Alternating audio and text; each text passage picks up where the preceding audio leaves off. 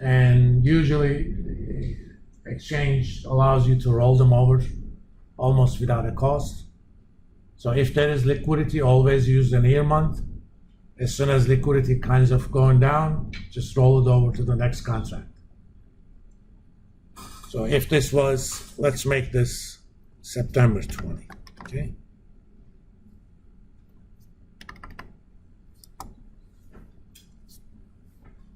So as of end of March, I'm gonna have 40 long contracts.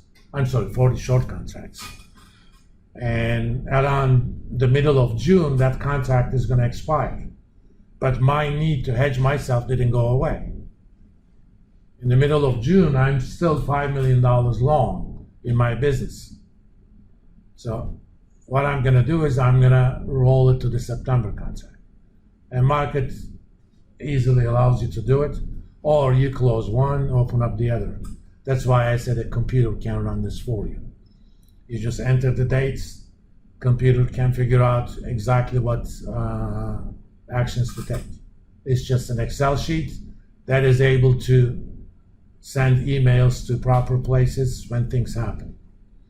And sending an email using Excel VBA is not a problem. Let me show you an example. Who wants to get an email from my VBA?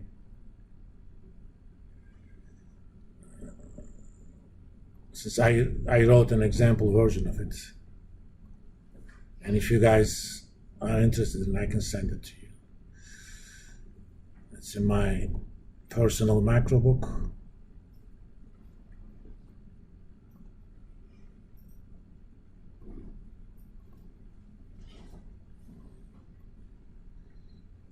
That's a code to send an email to my EKU email with a CC to my Gmail. And it's going to have a subject line that says demo for email. It will say, hi, three lines, I'm sending an email from Excel VBA. Another line, how do you like them apples? And it also attaches a file to it.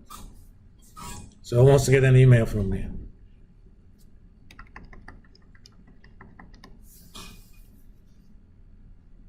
Okay, let's send to Max. I can actually get your email from here.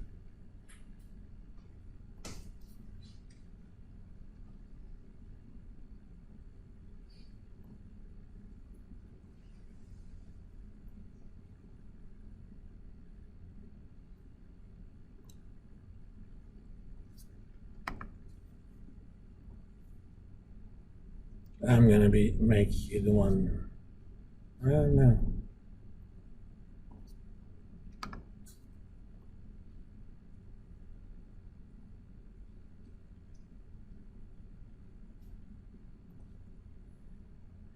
Normally I would attach running of this macro to certain conditions, but right now I'm just gonna send it.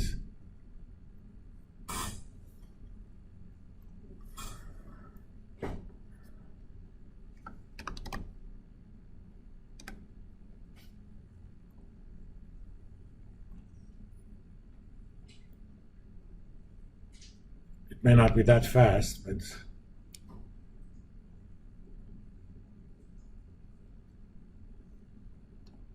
at least it should be in my outbox. Where are you?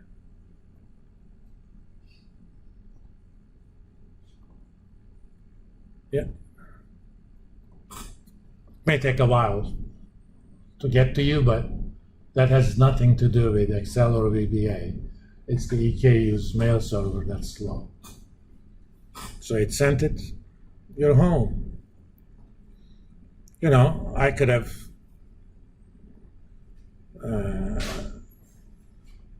made it into a condition, for example, and just filling time where we're left.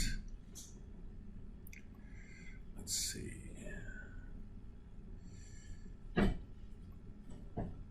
I'm gonna, let's see. Let's call this cell my trigger cell. Okay.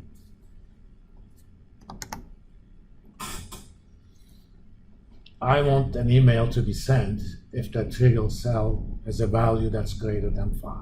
Okay.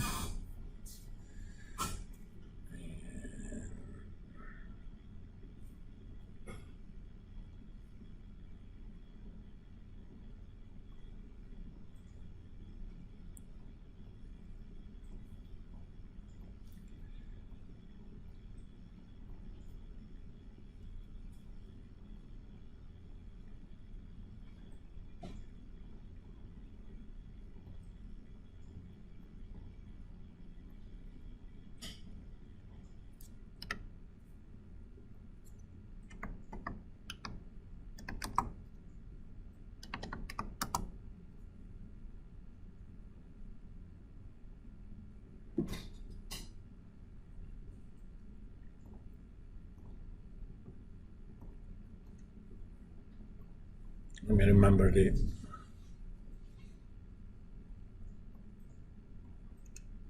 syntax of that.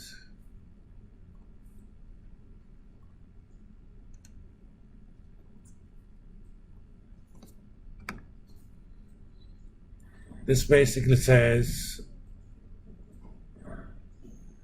if something changes in the worksheet and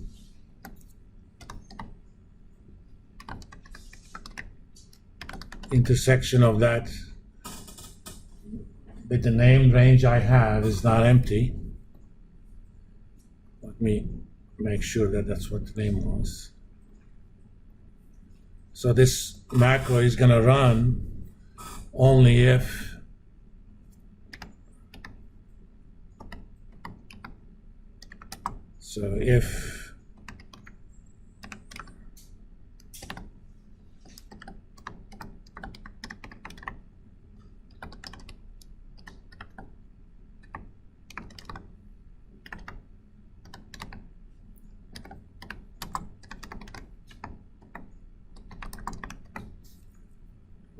I forgot the name of the send email.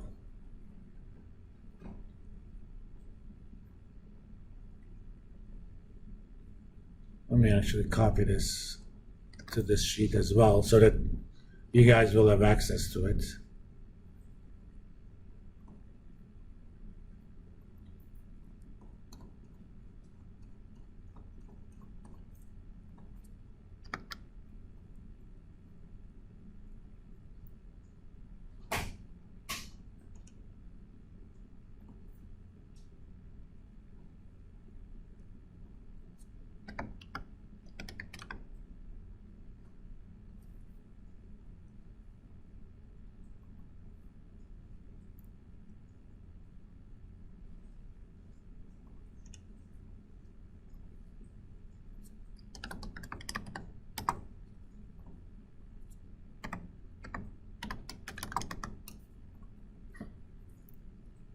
Okay.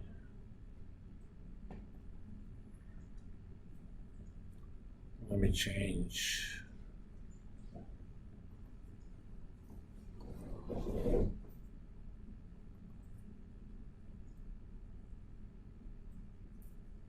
Let's have somebody else on that email.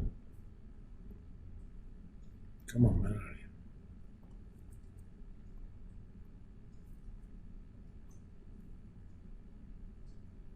Send it to Elliot.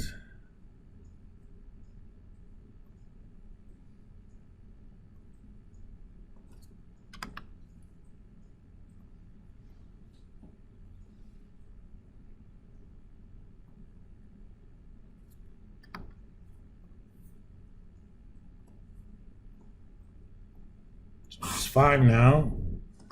If I had 6, that email should have been sent. Let's find out. Again, I don't know when it's gonna get there, but it should be in my sent items. Yep. But if it was 4, nothing would have happened. So anytime that cell changes and value is greater than 5, I set it up that way, sends an email. So I could have set up my futures management sheet. So on certain cells, when things happen, it needs to perform a task. And you do those with the on-change stuff. That's why I wanted to include those.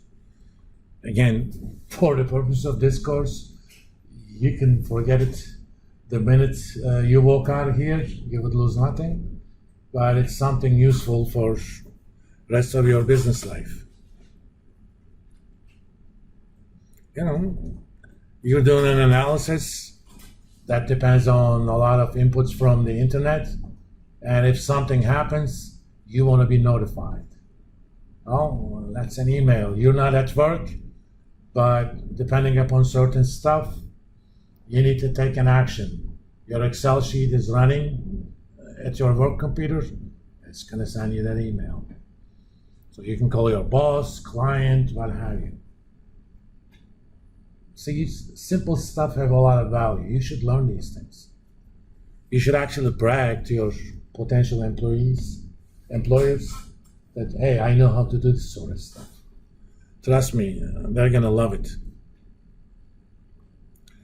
Let's stop here.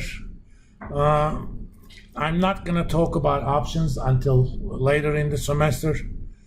On Monday, we're gonna start talking about different types of exposure. Exposures that come out because of transactions, just like we did. Exposures that come out even though you haven't done any foreign currency transactions, because you don't live in a cave. You get exposure. Remember the motivating example we had? That's called economic exposure. We have different ways of dealing with those. We're gonna talk about first transaction exposure, then we'll talk about economic exposure. And I'm gonna give you guys a homework assignment after we finish transaction exposure. All right? I'll see you guys Monday.